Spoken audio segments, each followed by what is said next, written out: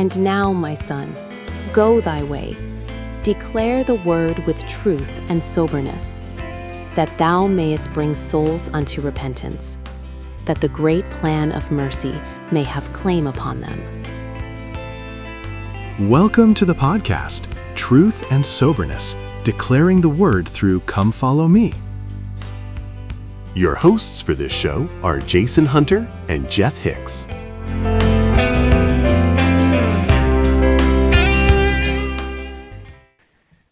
Welcome, everyone, to another episode of Truth and Soberness. We're happy to be here today. We'd like to talk about some more of the stories of Joseph and maybe some personal application to some of those experiences that Joseph had. And so we'll start there, turn the mic right over to Jason, and get our show started. Okay. Yeah, we, last time we talked about the 7 years of plenty and the kinds of things that were implemented to make sure that they were able to store up enough. They basically were forced to live within their means, and then anything extra that they didn't need was simply put away. And Joseph didn't tell anybody why they were doing this. I mean, to the average farmer out there, they'd just be like, hey, what's with this new guy? He comes to power and all of a sudden I don't have any extra. The government's just taking everything I have. I mean, it had to have been pretty difficult to deal with, except that when it came to Pharaoh, you didn't have any choice. It's kind of a blessing that you were allowed to do anything under him. Well, when the famine begins, it's going to be epic. We live through feasts and famines all the time, and typically they don't last terribly long. I mean, let's say that a famine lasts an entire year. Well, you can usually get by for a year. You can, import some food. You can, cut back on what you're eating, what you're doing, and all of these things. And yeah, you'll probably lose some weight and everything, but you'll get by for a year. But when it's 7 years, I mean, you can't outlast 7 years unless you have vast storage supplies. You're cooked. There's nothing you can do about that. And in fact, it usually leads to mass migrations. People just have to leave the area because there's nothing for them there. And so a long famine can really change the course of empires and of generations of people. It can really displace millions at a time.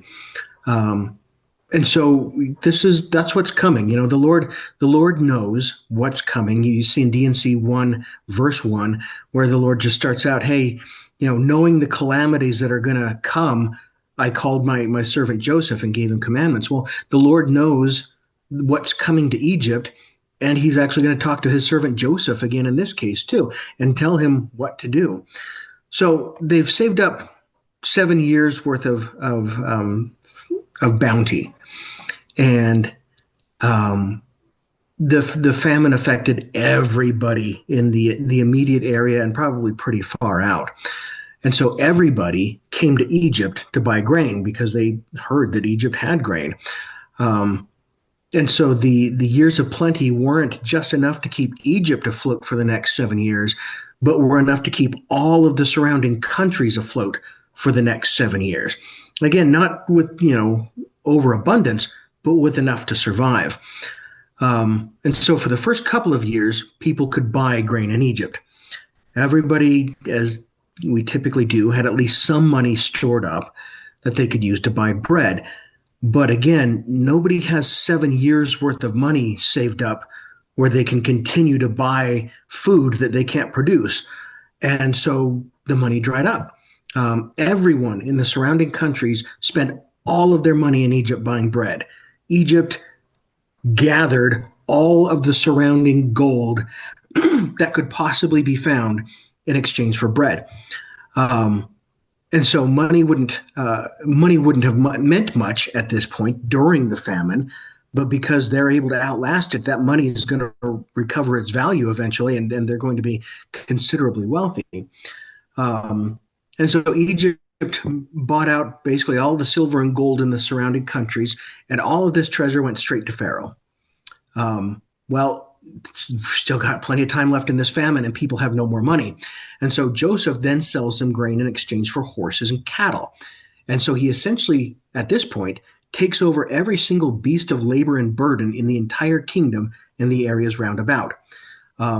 Lacking precious metals, cattle and horses are also a means of wealth, and they can travel with you. Well, taken care of properly, they provide labor, milk, provide future generations, and now Egypt had control over all of that. And the famine is still going. And so now the famine persists, and the people are still hungry, and they have nothing left of value to trade for food, except that the land that they owned, but that was no longer producing. So Joseph then traded them bread for all of their inherited family lands. Joseph took those farmers that were on these lands and redistributed them throughout the land, removing them from their family farms and putting them onto new farms now owned by the government. And he set up government planting programs. So even though the land wasn't going to produce for them enough for them to live on, if you simply abandon the land, it turns to desert and you lose all ability to ever cultivate it for the next few generations. And so he kept it planted, and he kept it worked, and he kept investing into the land, knowing that we only had a couple years left of this, but that it was absolutely essential to keep it going. So even though people couldn't produce enough to live on, he put them to work on the land and paid them with bread. And then for keeping them alive during this whole time, Joseph got them to agree to a 20% tax in perpetuity. They no longer had any money. The cattle and the beasts belonged to the Pharaoh now. The land belonged to Pharaoh, and the grain given to the people to grow now belonged to Pharaoh. And for the blessing of keeping them from perishing, they now promised to pay back 1/5 of everything that they would ever grow henceforth and forever. And so Pharaoh came out a huge winner here because with the Lord's forewarning him, and because he listened to Joseph, and because he prepared according to Joseph's instructions, Pharaoh consolidated all of the wealth, land, animals, and labor into Egypt's coffers for the next foreseeable future. Because knowing what was coming, he'd stored up the one commodity that would have been of value during a famine, and had so much of it that he could then demand everything else from everybody in exchange for it. And so though that wealth would mean nothing during the famine itself, he couldn't spend that money on anything during the famine. They had stored up enough to get not only them through it, but all the other surrounding countries. And as soon as that famine ended, Egypt was enriched beyond all, imaginations, and beyond anything anyone could have ever suspected. And I can't help but think that Pharaoh, just like we read in Moses with the original person named Pharaoh, had to have been a righteous person to be blessed with all of this abundance because of keeping the commandments of God and because he was listening to a prophet of God. The fact that Pharaoh recognized Joseph as such, and the fact that he set him up to be in charge of things and followed his instructions, makes me think that Pharaoh himself had to have been a fairly righteous person, though the narrative does not say that. I think that's a great observation, Jason. And I can't help but think about, because of my background in studying governments, I can't help think of the type of government that was established here, where wealth and property and so forth were localized and controlled by the government. You have to have righteous people in charge of the government if you have that kind of governmental setup. And it kind of reminds me, not exactly, but in a way, kind of the way that the early church operated, especially when they came to Utah, where there were a lot of co-ops or cooperatives, and individuals were able to work their property, and a lot of the wealth from that was gained through food and other industry was centralized for the community rather than individuals, so that everybody could gain advantage uh, working collectively as a group rather than wealth being centralized or perhaps localized with single individuals. And so I think that there's some really interesting comparisons there when we talk about Egypt, especially with this plan that Joseph engineered through his righteousness and that Pharaoh allowed him to do. And once again, that type of government requires very righteous individuals who are concerned about the welfare of the whole community. And so it's fun to make those comparisons. Yeah, and I was talking about that with some friends just this weekend about how Zion will likely operate, and how the early saints tried to put that into practice with them, and it's so difficult because unlike this example in Egypt, the early saints cooperative, or their united order as they called it, was completely voluntary. It was like, if you want in, you can. However, there are certain expectations and certain things you'll follow. And they try to do that, but jealousy creeps in, and thinking that maybe you're working more than somebody else is and receiving less, or that some other thing goes on. And freeloaders, there will always be freeloaders, and you just have to accept that fact, and you have to give 100% anyway, and just know that the Lord is going to bless you. But boy, the early saints couldn't do it, and some of them could do it, but many could not. And in the case of Egypt here, it was compulsory. You didn't have a choice as to whether or not you were going to live this way. But the people at the top who were controlling the wealth, as you said, were righteous individuals concerned with the welfare and prosperity of their people, rather than aggrandizing themselves and hoarding wealth and power to themselves. But people like that are rare.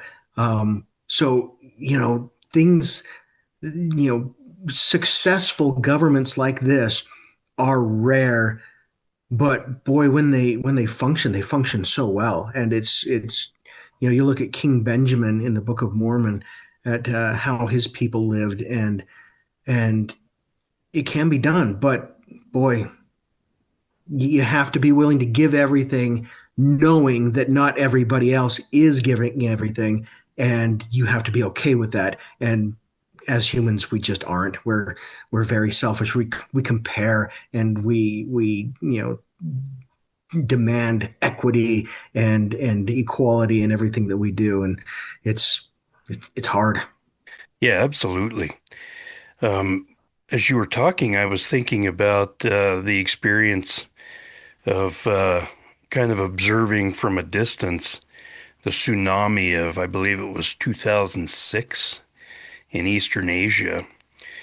We had a lot of individuals who were displaced from their homes and communities due to the flooding.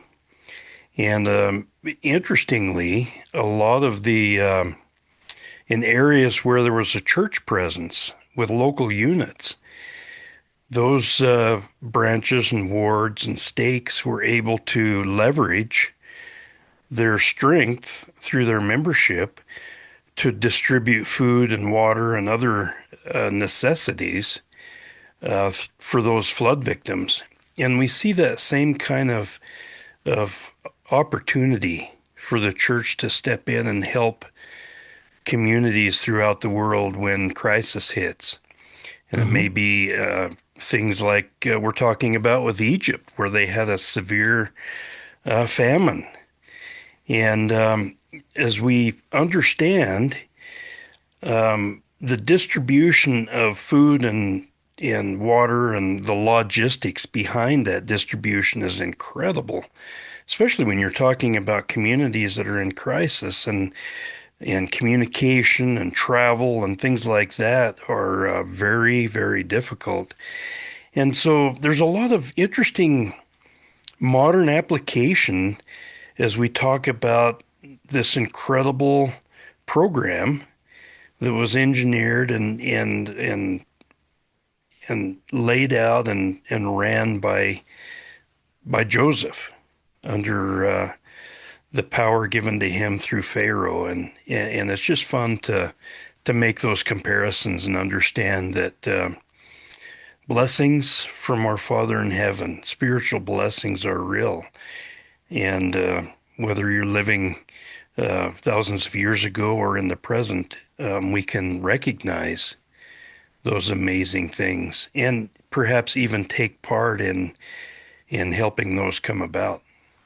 Hmm. Absolutely. Um, I'd like to talk a little bit about storage in modern times and following prophetic counsel. Um, but so the famine in Egypt lasted 7 years, and they had stored up 7 years worth of goods. Well, we also have an example in the Book of Mormon when some people saved up enough for 7 years. Um, so we're going to talk about the Gadianton robbers and what the Nephites did to finally rid themselves of them. So the Gadianton robbers had infiltrated every aspect of society from the bottom up, and they stole, they killed, they did anything they could to get gain except actually work for it. And they all had secret oaths that kept them safe, and the Lamanites and Nephites tried to get rid of them, but they just couldn't. Um, and so the robbers had gotten so bad, and their military might was sufficient that they could take anybody on. You know, any army that the Nephites could raise could sufficiently be beaten by the Gadianton robbers. And so we read in 3rd Nephi chapter 4, so therefore there was no chance for the robbers to plunder and obtain food, save it were to come up in open battle against the Nephites. And the Nephites being in one body, I'm skipping ahead here a little bit, what they decided to do was to starve them out. They said, look, if the Gadianton robbers can't work for a living and they can't do anything else, they have to rob and steal from us, let's all meet up in one place, we'll fortify ourselves, and we will prepare enough food and supplies to last us 7 years. And anybody that comes up against us will be able to beat because we're all in one body, but we're not going to leave anything behind, no food, no supplies, no animals. And if they want to survive, they're going to have to come up against us to battle. And so getting back to that, it says, therefore there was no chance for the robbers to plunder and obtain food, save it were to come up in open battle against the Nephites. And the Nephites being in one body and having so great a number, and having reserved for themselves provisions and horses and cattle and flocks of every kind, that they might subsist for the space of 7 years, in the which time they did hope to destroy the robbers from off the face of the land. But behold, this was an advantage to the Nephites, for it was impossible for the robbers to lay siege sufficiently long to have any effect upon the Nephites, because of their much provision which they had laid up in store. And it worked.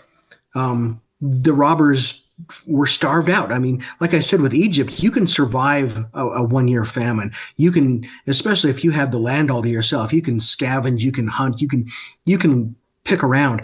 But 7 years, you can't do it. And if your only ability to feed yourself is to rob from other people and they leave, you're done for. And so that worked with the Nephites. In the early days of the church, Brigham Young counseled people to save up 7 years worth of food. In fact, he said that they needed to save up 7 years worth of grain and have that on hand. And most people did not. And then the famous crickets came and started eating all of the crops. And for several years, and this wasn't just one season of crickets, for several years, the saints battled crickets and starvation came when it could have been avoided.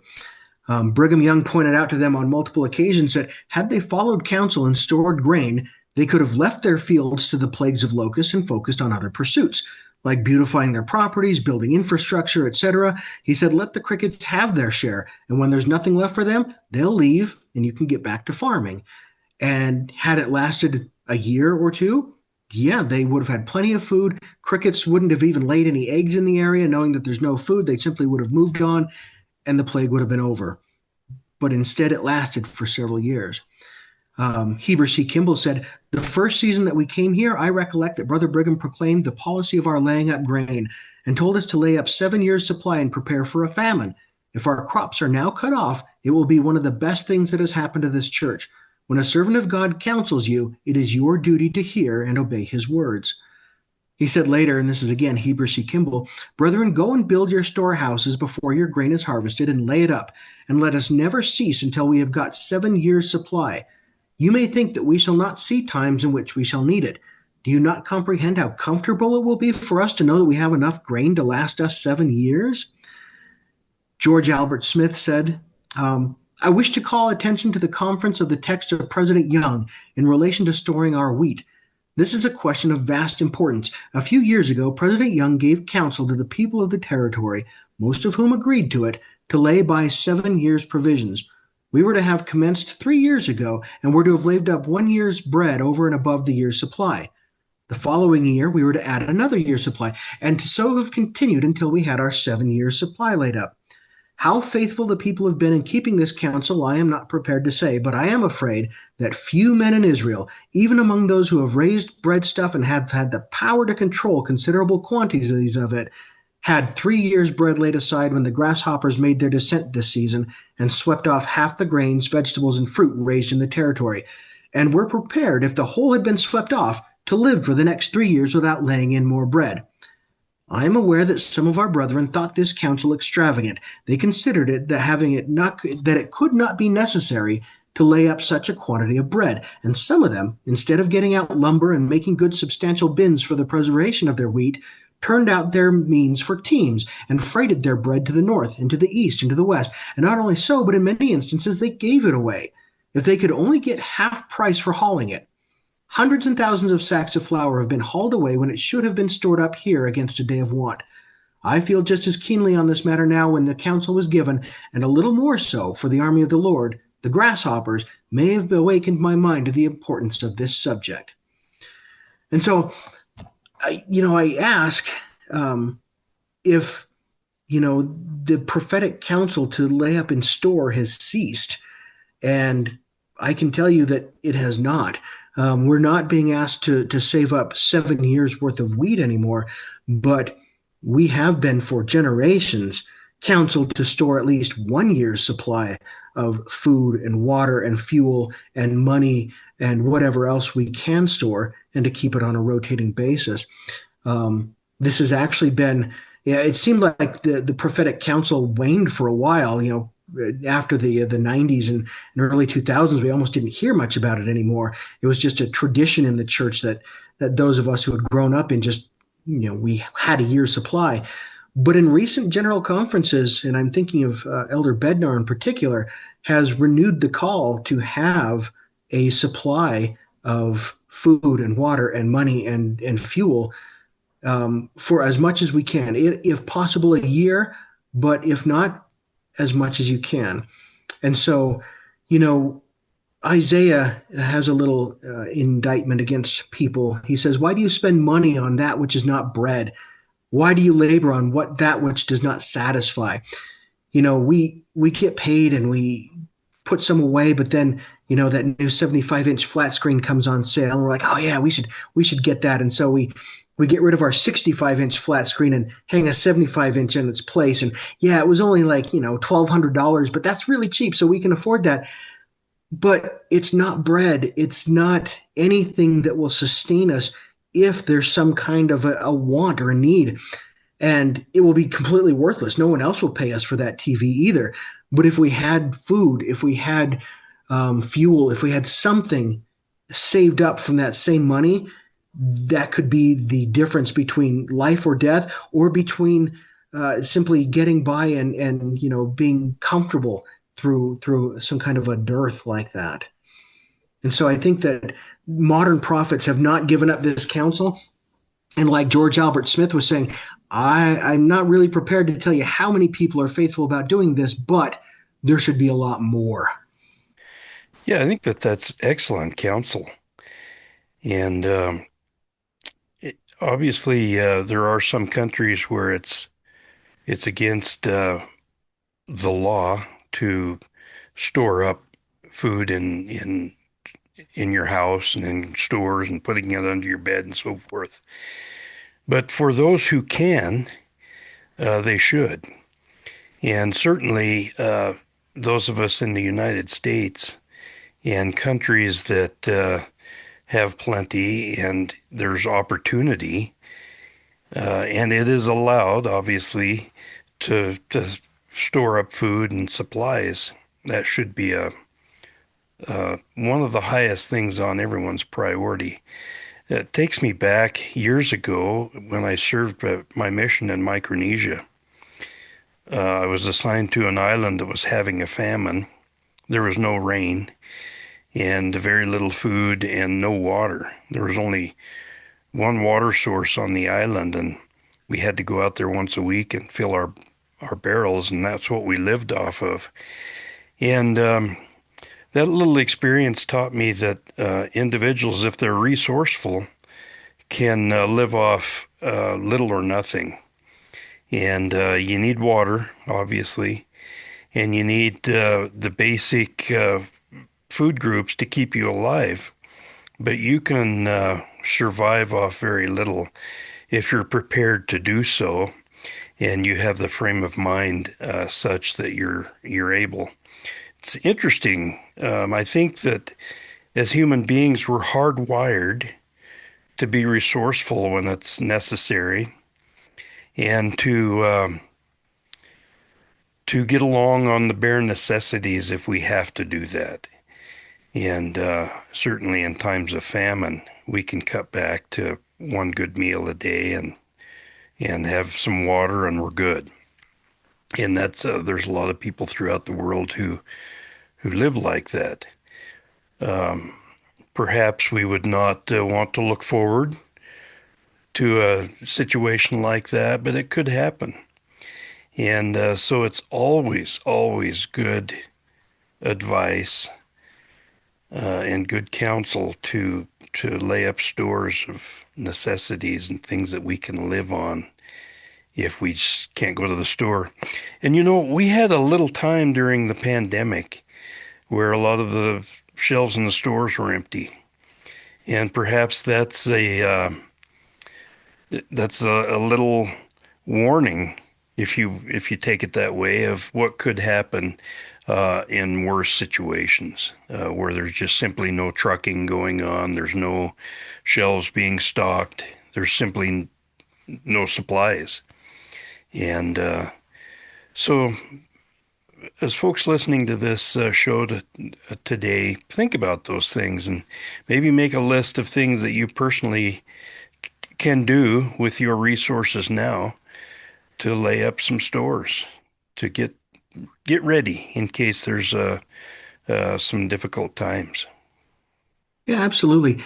Speaking of, that example you gave of COVID and trucking being shut down, I read a study about that a few years back, just before COVID hit, actually, that said that if transportation were to shut down in the United States for any reason, it would be a matter of 2 weeks before everybody had nothing left in their house to eat. That, we're so used to buying things as we need them and not having anything in storage that we as a country, as a people, we don't have food storage, and it would be a matter of 2 weeks before our cupboards were empty and there is nothing left in the house to eat. And then what do you do at that point? What will some people resort to in order to feed their kids, feed themselves? It can devolve very quickly from a civilized society into scavenging and violence in order to keep yourself alive. Yeah, and to that point, Jason, you think about the 75-inch colored flat screen TV, which is pretty nice. But if you're in a famine and there's no food in the house, suddenly that TV is worth its weight in bread, Hmm. literally. And the cost for that TV suddenly becomes a comparable to whatever will feed you for one day, which is kind of interesting to think about. But it becomes fact when you talk about survival. And Yeah. And you also bring up a point that not everybody is able or even allowed to store, some of these emergency supplies. You also think of like all the college students. They're away at college. They don't have anywhere to put food storage. College kids are poor anyway. They don't have any extra money to put stuff like that away. And there are times in our lives we are much more capable than others to do something like this. So, I mean, if there are people out there listening that are college students or that are just starting out or that live in an apartment with it's a studio apartment, there's nowhere to put anything. Okay, you can only do so much. Do what you can. Try to maybe get creative about it, but also don't worry so much that it's all going to depend on you if you're not in a position to do anything about it. Don't have such anxiety over such things. The Lord will bless you if you are doing your part and if you keep the commandments. But for those of us who do have places to store food, who do have means to purchase extra and to keep it on a rotating basis, buy more than 1 year's supply. Maybe if you have 3 years supply, you'll be able to share with someone who doesn't have a year's supply and who you can now be a provider for and help be a savior of sorts in a famine because you were able to save up more than they could, and now you can bless their lives by the preparations that you made. Much like Egypt did. Egypt had much more than what they needed, and when it came time, they kept all of their neighboring countries alive. So do what you can. If you can't do anything, don't have anxiety. But if you can, do, and do more if you can. I That's think that my that's a great thing to think considered about. advice.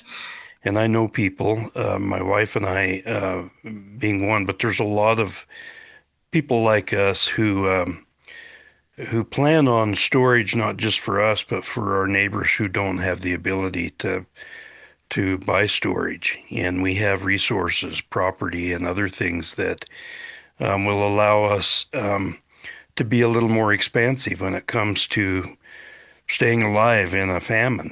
And I think that there's a lot of people around like that. And the way I look at it, especially where we live in a part of the country with growing season, I plan to have enough food for the worst part of the year to get us through until growing season, until harvest season, actually.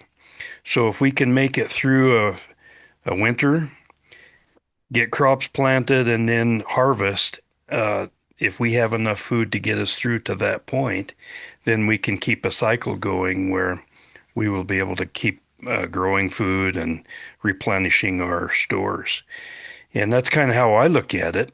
And I've talked to some individuals who kind of see the same type of strategy. And so, once again, sit down with your family and lay out a plan and figure out what you can do and what resources you have, and then just do it. And play to your strengths. Maybe you're much better at one type of an emergency supply than somebody else. Maybe you have the capacity to store water on your property. Maybe you have huge tanks. Maybe you have a massive propane tank or something. And play to your strengths and save up and share with everybody. I mean, there is no way that if after all of my preparation and storage, if any of my neighbors are hungry, that I'm just going to sit there and eat while they don't. We're sharing, and if my year supply only lasts us 3 months because we're sharing it with everybody, okay, I would certainly rather do that than sit back and eat while they aren't, or drink while they suffer. So you know that's the decision I've made. I'm storing up everything I can, but I also expect that I don't have everything that I could possibly need. And I would certainly want somebody to share with me if they were in that position. And I'm, fully prepared to share with others too. And it won't just be a transactional relationship. It's just going to be, hey, we're all in this together, and here's what we've got. Let's pool our resources and our supplies, and let's get through this. And Jason, that's exactly what happened in Egypt. As we get further into that story, we all recall when Joseph's brothers showed up on the scene, and they needed food. They traveled all the way to Egypt because they heard about this guy down there who was smart and laying up stores and was ready for this famine. So they did like everyone else and went down to get their fair share and bargained for some survival. And and perhaps that's kind of how it will be with us as well. We might have a system of bartering on some level. Someone might have something we need, and we have things they need, and we can trade and and help each other out. And I think that that's what's so neat about a righteous principle involved in this type of program is it's all about helping each other out and working for the good of the community. Yeah, absolutely.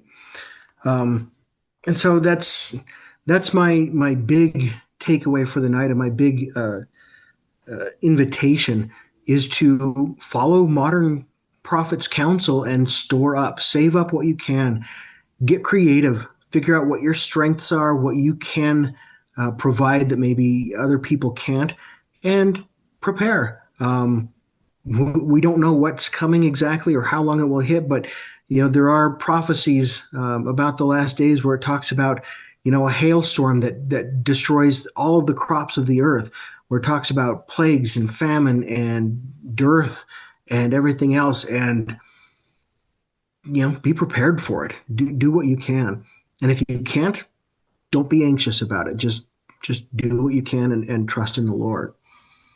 Excellent advice. I have one more thing that I'd kind of like to bring up as a kind of a closing thing. It's a connection between Joseph and Egypt, and Joseph, Lehi's son, and an end time Joseph. And so we get this phrase from Joseph when he finally reveals himself to his brothers. He says, "I'm Joseph," and then he asks, "Is my father still alive?" And so we're kind of familiar with that, but Joseph serves as a type for an end time prophet who will also be named Joseph. And Lehi speaks of this to his own son Joseph in the Book of Mormon. So 2 Nephi 3 is such a wonderful chapter, and it's organized in a massive chiasmus, but it's confusing with all of the different people named Joseph that are in there, because we have Joseph in Egypt, Joseph the son of Lehi, possible reference to Joseph Smith, and a future Indian prophet named Joseph, who will also be named after his father Joseph. So we have like 5 Josephs listed in this chapter, and we're supposed to keep track of who's who, and it can get kind of convoluted. But Lehi prophesies of a future prophet named Joseph Jr. He's going to be named after his father Joseph. Many people have supposed this to be Joseph Smith, except that Lehi says that this future prophet will come through his own lineage and through his own son Joseph. Verse 24 says that this mighty one will rise up from among them, the Native Americans, making this future prophet a Native American Indian. In fact, early versions of the Book of Mormon identified this person in the footnotes as, quote, a future Indian prophet. And so then, keeping that in mind, we have a proclamation of the 12 apostles put out in 1845, which incorporates this original phrase used by Joseph in Egypt and then applies it to that end-time future Native American named Joseph. And so this 1845 proclamation, and it's addressed to the kings of the world. This is like put out to the world, and it's fairly lengthy, 14, 15 pages, but it's really good. And we can put a link to that in the show notes. But it comes down here, and I'll start out. It says, quote, that God will, quote, assemble the natives, the remnants of Joseph in America, and make of them a great and strong and powerful nation. And he will civilize and enlighten them, and will establish a holy city, a temple, and a seat of government among them, which shall be called Zion. And we get this in 3rd Nephi also, that when the Lord is talking to the Nephites and talking about the building up of the New Jerusalem of Zion, that it will be their descendants, it will be the Native Americans that build the New Jerusalem. And then he says that if the Gentiles repent, they can also help in building the New Jerusalem, but it will be the descendants of Lehi on the land who begin this. It will be their work. The 12 apostles continue. He says, the despised and degraded son of the forest, who has wandered in dejection and sorrow and suffered reproach, so then drop his disguise and stand forth in manly dignity and exclaim to the Gentiles who have envied and sold him, I am Joseph. Does my father yet live? Or in other words, I am a descendant of that Joseph who was sold into Egypt. You have hated me and sold me and thought I was dead, but lo, I live and am heir to the inheritance, titles, honors, priesthood, scepter, crown, throne, and eternal life and dignity of my fathers who live forevermore. He shall then be ordained, washed, anointed with holy oil, and arrayed in fine linen, even the glorious and beautiful garments and royal robes of the high priesthood, which is after the order of the Son of God, and shall enter into the congregation of the Lord, even into the Holy of Holies, there to be crowned with authority and power which shall never end. The Spirit of the Lord shall then descend upon him like the dew of the mountains of Hermon, and like refreshing showers of rain upon the flowers of paradise. His heart shall expand with knowledge, wide as eternity, and his mind shall comprehend the vast creations of his God, and his eternal purpose of redemption, glory, and exaltation, which was devised in heavens before the worlds were organized, but made manifest in these last days for the fullness of the Gentiles and for the exaltation of Israel. A couple of things that are interesting. Ephraim, the name Ephraim, when he was blessed by Jacob, he gets the birthright, and he says he will be the fullness of the Gentiles. And so we have this same imagery, the same examples of language and everything from Joseph in Egypt being put in a declaration from the 12 apostles in 1845, specifically talking about the redemption and exaltation of the Native Americans on the land, to build up the New Jerusalem, and this one individual named Joseph, who will be ordained, washed, anointed, arrayed in the garments of the high priesthood, enter into the holies of holies, and crowned with authority and power. You know, he's obviously being given the authority and the blessings that Lehi prophesied of in 2 Nephi 3. And that have been expected for thousands of years, 4,000 years since Joseph was in Egypt. And these things are still being spoken of and still have yet to be fulfilled in the end time, but will be fulfilled in the end time. And boy, I'm excited as heck to think about that and all the different implications and ways that will, manifest itself. That is so interesting to discuss, Jason. And it just makes sense, especially considering the times that we live in, that we will see a lot of these things fulfilled, perhaps in our lifetime. And it's exciting. Like you say, it's exciting to think about and look forward to and to anticipate. And it kind of takes the sting off of all of the negative vibes that we feel from hearing about the last days and the things that will be difficult for individuals to deal with. Because when it comes right down to it, the last days, we will see some of the greatest and most wonderful blessings poured out upon the earth of any time in the history of the planet. And it's fantastic to live during this time. We just need to have the faith to keep plugging along and doing the best we can, and look forward to these wonderful things that will be happening, and perhaps that we will witness in our lifetime. Yeah.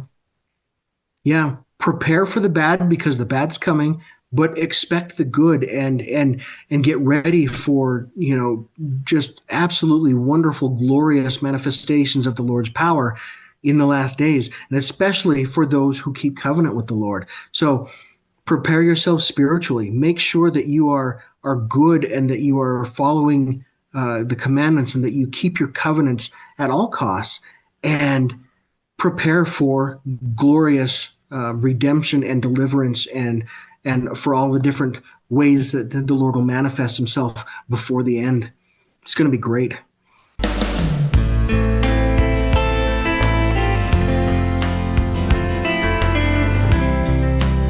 Thanks for listening to Truth and Soberness, declaring the word through Come Follow Me. This show was produced by Voice Right Media. Any reproductions or copying of any content of this show are strictly prohibited without the written consent of the owners.